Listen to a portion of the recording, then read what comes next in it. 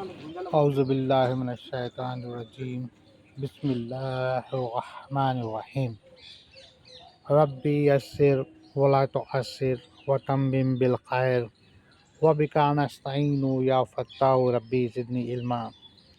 سورہ النساء آیت 97 اور اس کے آگے کی انشاءاللہ تعالی۔ بسم اللہ الرحمن الرحیم۔ جو لوگ اپنی جانوں پر ظلم کرنے والے ہیں، جب فرشتے ان کی روح قبض کرتے ہیں تو پوچھتے ہیں تم کس حال میں تھے؟ یہ جواب دیتے ہیں کہ ہم اپنی جگہ کمزور اور مغلوب تھے۔ فرشتے کہتے ہیں کیا اللہ تعالیٰ کے زمین کشادہ نہ تھی کہ تم ہجرت کر جاتے؟ یہی لوگ ہیں جن کا ٹھکانہ دوزخ ہے اور وہ پہنچنے کی بری جگہ ہے۔ بے شک جن لوگوں کے قبض روح فرشتے اس وقت کی ہے کہ دارالحرب میں پڑے اپنی جانوں پر ظلم کر رہے تھے، اور فرشتے قبض روح کے بعد حیرت سے کہتے کہ تم کس حالت غفلت میں تھے، تو وہ معذرت کے لحاظ میں کہتے ہیں کہ ہم تو روئے زمین میں بے کس تھے۔ تو فرشتے کہتے ہیں کہ اللہ کی ایسی لمبی چوڑی زمین میں اتنی سی گنجائش نہ تھی کہ تم کہیں ہجرت کر کے چلے جاتے، بس ایسے لوگوں کا ٹھکانہ جہنم اور برا ٹھکانہ ہے۔ بے شک یہ اس وقت کی بات ہے جب دعوت تبلیغ کی بات چل رہی تھی، ایون آج کے دور کا بھی اگر کہا جائے تو ایسا ہی ہے، اور لوگ جو ہیں کہ ایک جگہ پر بزدل کی طرح بیٹھے رہ جاتے ہیں اور دین کے معاملے میں آگے نہ بڑھتے ہیں، نہ تبلیغ کرتے نہ بتاتے ہیں، ہے نا۔ ان کے لیے یہ سوال کیا جائے۔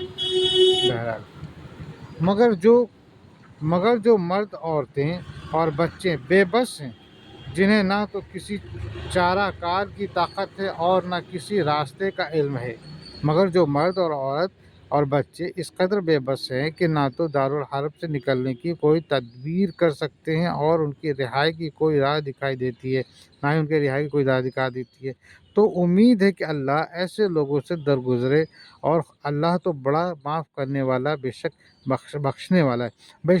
بے شک اگر کوئی خاص کمزور ہے، مجبور ہے، تو اللہ تعالیٰ تو بے شک معاف کرنے والا ہے۔ جو کوئی اللہ کی راہ میں وطن کو چھوڑے گا وہ زمین میں بہت سی قیام کی جگہ بھی پائے گا۔ جو کوئی اللہ کی راہ میں وطن کو چھوڑے گا وہ زمین میں بہت سی قیام کی جگہیں بھی پائے گا اور کشادگی بھی۔ اور جو کوئی اپنے گھر سے اللہ تعالیٰ اور اس کے رسول صلی اللہ علیہ وسلم کی طرف نکل کھڑا ہوا، پھر اسے موت نے آ پکڑا، تو بھی یقیناً اس کا اجر اللہ تعالیٰ کے ذمے ثابت ہو گیا، اور اللہ تعالیٰ بڑا بخشنے والا مہربان ہے۔ بے شک اور جو شخص اللہ کی راہ میں ہجرت کرے گا تو وہ روح زمین میں بافراغت چین سے سہنے کی بہت سے کشادہ مقام پائے گا۔ اور جو شخص اپنے گھر سے ضلع وطن ہو کے اللہ اور اس کے رسول کی طرف نکل کھڑا ہوا، پھر اسے منزل مقصود تک پہنچنے سے پہلے موت آ گئی، تو اللہ پر اس کا ثواب لازم ہو گیا، اور اللہ تو بڑا بخشنے والا مہربان ہے۔ بے شک جب تم سفر میں جا رہے ہو تو تم پر نمازوں کی قصر کرنے میں کوئی گناہ نہیں، اگر تمہیں ڈر ہو کہ کافر تمہیں ستائیں گے، یقیناً کافر تمہارے کھلے دشمن ہیں۔ مسلمانوں، جب تم روح زمین پر سفر کرو اور تم کو اس امر کا خوف ہو کہ کفار اثناء نماز میں تم سے فساد کریں گے، تو اس میں تمہارے واسطے کچھ مضائقہ نہیں کہ نماز میں کچھ کم کر دیا کرو، بے شک کفار تو تمہارے کھلم کھلا دشمن ہیں۔ جب تم ان میں ہو اور ان کے لیے نماز کھڑی کرو تو چاہیے کہ ان کی ایک جماعت تمہارے ساتھ اپنے ہتھیار لیے کھڑے ہوں، پھر جب یہ سجدہ کر چکیں تو یہ ہٹ کر تمہارے پیچھے آ جائیں، اور وہ دوسری جماعت جس نے نماز نہیں پڑھی وہ آ جائیں، اور تیسرے ساتھ نماز ادا کریں۔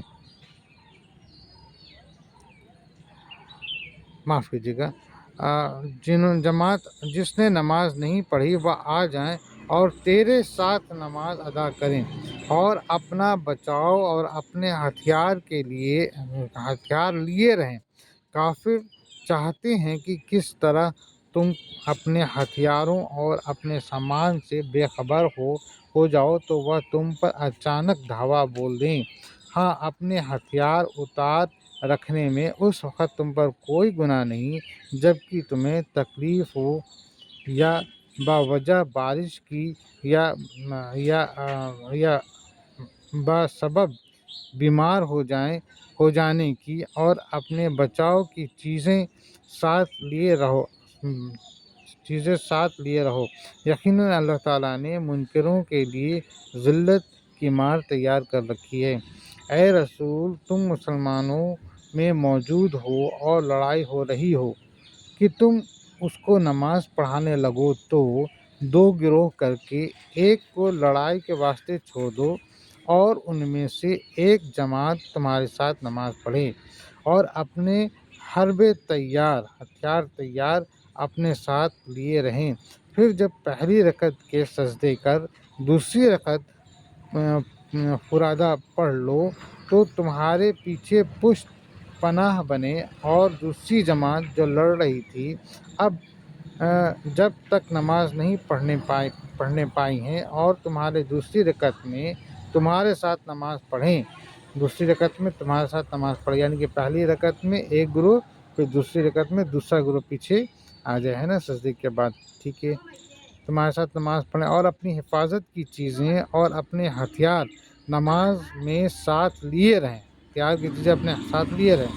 کفار تو یہ چاہتے ہی ہیں کہ کاش اپنے ہتھیاروں اور اپنے ساز و سامان سے ذرا بھی غفلت کرو تو ایک بارگی سب کے سب تم پر ٹوٹ پڑیں۔ ہاں، البتہ اس میں کچھ مذاق نہیں کہ اتفاقاً تم کو بارش کے سبب میں کچھ تکلیف پہنچے یا تم بیمار ہو تو اپنے ہتھیار نماز میں اتار کر رکھ دو، اپنی حفاظت کرتے رہو، اور اللہ نے تو کافروں کے لیے ذلت کا عذاب تیار کر رکھا ہے۔ بے شک اللہ تعالیٰ نے یہ تمام چیزیں جو ہیں کہ واضح کر دی ہیں کہ اگر جنگ کے میدان میں ہو اور جنگ بھی ہو رہی ہو اور نماز کا وقت آ جائے تو کس طرح سے نماز ہمیں ادا کرنی ہے، الحمدللہ۔ پھر جب تم نماز ادا کر چکو تو اٹھتے بیٹھتے اور لیٹے اللہ تعالیٰ کا ذکر کرتے رہو، اور جب اطمینان پاؤ تو نماز قائم کرو۔ یقیناً نماز مومنوں پر مقررہ وقتوں پر فرض ہے۔ بے شک پھر جب تم نماز ادا کر چکو تو اٹھتے بیٹھتے لیٹتے غرض ہر حال میں اللہ کو یاد کرو۔ پھر جب تم دشمنوں سے مطمئن ہو جاؤ تو اپنے معمول کے مطابق نماز پڑھا کرو، کیونکہ نماز تو مسلمانوں پر وقت متعین کر کے فرض کی گئی ہے، یعنی کہ نماز ہر حال میں فرض ہے نا، نماز ہر حال میں فرض ہے، چاہے جنگ ہو چاہے کہیں بھی ہو، نماز ہر حال میں فرض ہے۔ بہرحال ان لوگوں کا پیچھا کرنے سے ہارے دل ہو کر بیٹھ نہ جاؤ، ہے نا، یہ غزوہ احد کی بات چل رہی ہے۔ ان لوگوں کا پیچھا کرنے سے ہارے دل ہو کر بیٹھ نہ رہو۔ اگر تمہیں بے آرامی ہوتی ہے تو انہیں بھی تمہاری طرح بے آرامی ہوتی ہے، اور تم اللہ تعالیٰ سے وہ امید رکھتے ہو جو امید انہیں نہیں، اور اللہ تعالیٰ دانا اور حکیم ہے۔ اور مسلمانوں، دشمنوں کے پیچھا کرنے میں سستی نہ کرو۔ اگر لڑائی میں تم کو تکلیف پہنچتی ہے تو جیسی تم کو تکلیف پہنچتی ہے ان کو بھی ویسا ہی اذیت ہوتی ہے، اور تم کو یہ بھی امید ہے کہ تم اللہ سے وہ امیدیں رکھتے ہو جو ان کو نصیب نہیں، اور اللہ تو سب سے واقف اور حکمت والا ہے۔ بے شک ہمارے ساتھ تو ہمارا اللہ ہے، اور ہم اللہ پہ امید بھی رکھتے ہیں اور یقین بھی کرتے ہیں۔ بے شک اللہ تعالیٰ ہمارے لیے کافی اور بہتر کارساز ہے، تو اس بات کا ہمیں یقین ہے، مسلمانوں کو یقین ہے، لیکن انہیں تو اس چیز سے وہ جو ہے کہ ان کے ساتھ تو ایسا نہیں ہے۔ یقیناً ہم نے تمہاری طرف حق کے ساتھ اپنی کتاب نازل فرمائی ہے تاکہ تم لوگوں میں اس چیز کے مطابق فیصلہ کرو جس سے اللہ نے تم کو شناسا کیا ہے، اور خیانت کرنے والوں کی حمایتی نہ ہو، ہے نا۔ اے رسول، ہم نے تم پر بحق کتاب اس لیے نازل کی ہے کہ اللہ نے تمہاری ہدایت کی ہے، اور اسی طرح لوگوں کے درمیان فیصلہ کرو، اور خیانت کرنے والوں کے طرفدار نہ بنو۔ بے شک خیانت سے ہمیں بچنا ہے، اور اللہ تعالیٰ سے بخشش مانگو، اور اللہ تعالیٰ سے بخشش مانگو۔ بے شک اللہ تعالیٰ بخشش کرنے والا، مہربانی کرنے والا ہے نا۔ اور اپنی امت کے لیے اللہ سے مغفرت کی دعا مانگو، بے شک اللہ بڑا بخشنے والا مہربان ہے۔ بے شک، اور ان کی طرف سے جھگڑا نہ کرو جو خود اپنی ہی خیانت کرتے ہیں، یقیناً دغا باز گناہ گار اللہ تعالیٰ کو اچھا نہیں لگتا۔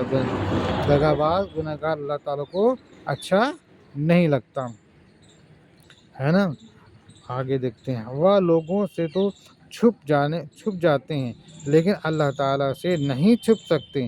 وہ راتوں کے وقت جب کہ اللہ کی ناپسندیدہ باتوں کی خفیہ مشورے کرتے ہیں، اس وقت بھی اللہ ان کے پاس ہوتا ہے، ان کی تمام اعمال کو وہ گھیرے ہوئے ہے۔ بے شک، ہے نا۔ ہاں تو یہ ہو تم لوگ کی دنیا میں تم نے ان کی حمایت کی، لیکن اللہ تعالیٰ کے سامنے قیامت کے دن ان کی حمایت کون کرے گا، اور وہ کون ہے جو ان کا وکیل بن کر کھڑا ہو سکتا ہے۔ مسلمانوں، خبردار ہو جاؤ، بھلا دنیا کی ذرا سی زندگی میں تو تم ان کی طرف ہو کر لڑنے کھڑے ہو گئے، مگر یہ تو بتاؤ پھر قیامت کے دن ان کا طرفدار بن کر خدا سے کون لڑے گا، یا کون ان کا وکیل ہوگا۔ بے شک حق اور باطل کی اگر کوئی بھی بات ہو تو ہمیں حق کا ساتھ دینا ہے، باطل کا ساتھ نہیں۔ جو شخص کوئی برائی کرے یا اپنی جان پر ظلم کرے پھر اللہ سے استغفار کرے تو وہ اللہ کو بخشنے والا، مہربانی کرنے والا پائے گا۔ بے شک میرا اللہ تو بڑا ہی بخشنے والا اور مہربان ہے۔ اللہ تعالیٰ ہمارے بھی گناہوں کو بخش دے، آمین۔ جو گناہ کرتا ہے اس کا بوجھ اسی پر ہے، جو گناہ کرتا ہے اس کا بوجھ اسی پر ہے، اور اللہ بخوبی جاننے والا اور پوری حکمت والا ہے۔ بے شک اللہ ہر چیز پہ قادر ہے، وہ جاننے والا ہے۔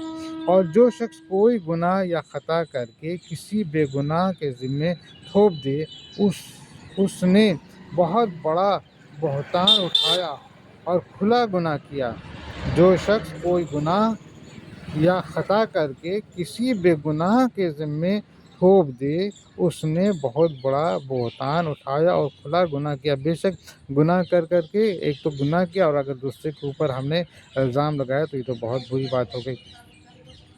ہاں، آگے دیکھتے ہیں، اگر اللہ تعالیٰ کا فضل و رحم تجھ پر نہ ہوتا تو ان کی ایک جماعت نے تو تجھے بہکانے کا قصد کر ہی لیا تھا، مگر دراصل یہ اپنے آپ کو ہی گمراہ کرتے ہیں، یا تیرا کچھ نہیں بگاڑ سکتے۔ اللہ تعالیٰ نے تجھ پر کتاب و حکمت اتاری ہے اور تجھے وہ سکھایا ہے جسے تو نہیں جانتا تھا، اور اللہ تعالیٰ کا تجھ پر بڑا بھاری فضل ہے۔ بے شک اے رسول، اگر آپ پر اللہ کا فضل و کرم اور اس کی مہربانی نہ ہوتی تو ان بدماشوں میں سے ایک گروہ آپ کو گمراہ کرنے کا ضرور قصد کرتا، حالانکہ وہ لوگ بس اپنے آپ کو گمراہ کر رہے ہیں، اور یہ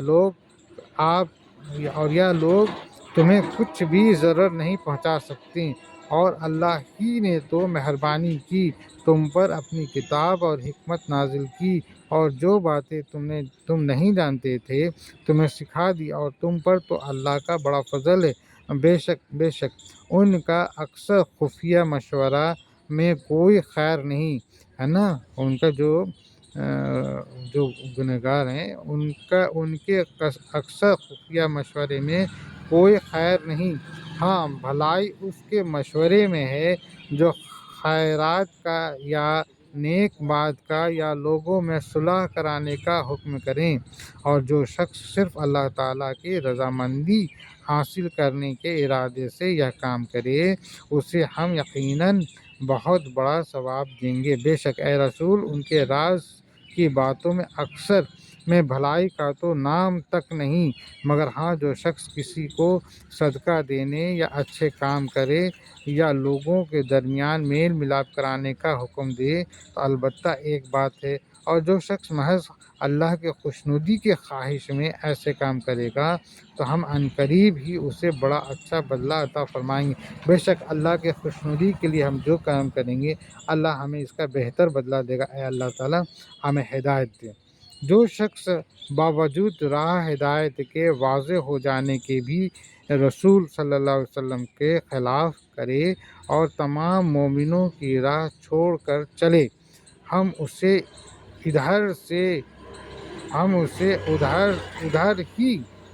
ادھر ہی متوجہ کر دیں گے جدھر وہ خود متوجہ ہو، اور دوزخ میں ڈال دیں گے، وہ پہنچنے کی بہت ہی بری جگہ ہے۔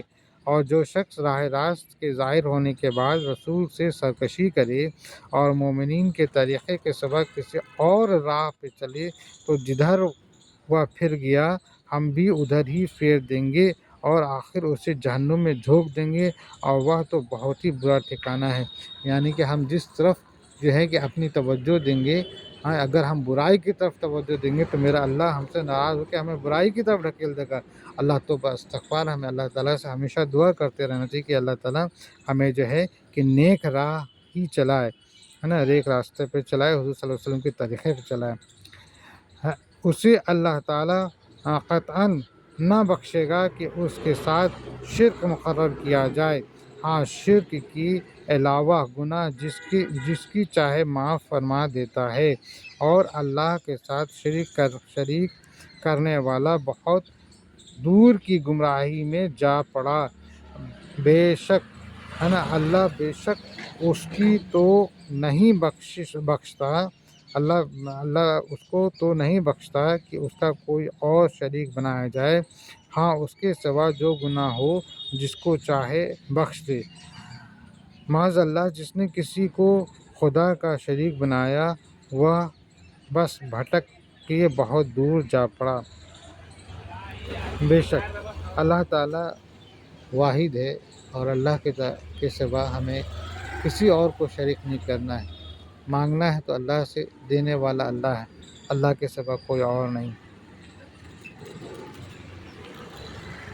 یہ تو اللہ تعالیٰ کو چھوڑ کر صرف عورتوں کو پکارتے ہیں، اور دراصل یہ صرف سرکشی شیطان کو پوجتے ہیں۔ مشرکین خدا کو چھوڑ کر بس عورتوں ہی کی پرستش کرتے ہیں، یعنی بتوں کی جو ان کے خیال میں عورتیں ہیں۔ در حقیقت یہ لوگ شیطان کی پرستش کرتے ہیں۔ خانہ کعبہ میں بہت سارے جو بت رکھے گئے تھے ان میں بہت سارے بت جو ہیں عورت، یہ لوگ جو ہے کہ کہا کرتے تھے کہ یہ اسی جگہ پر قرآن میں بھی کہیں پہ آیا کہ قرآن اللہ کی بیٹی نعوذ باللہ کیا کیا لوگ نام دیا کرتے تھے۔ بہرحال اللہ کے سوا کوئی اور نہیں جس کی ہم پرستش کریں۔ آگے دیکھتے ہیں۔ جسے اللہ نے لعنت کی ہے اور اس نے بڑا بیڑا اٹھایا ہے کہ تیرے بندوں میں سے میں مقرر شدہ حصہ لے کر رہوں گا، جس پر اللہ نے لعنت کی ہے، جس نے ابتدا ہی میں کہا تھا خداوند میں تیرے بندوں میں سے کچھ خاص لوگوں کو اپنی طرف ضرور لے لوں گا۔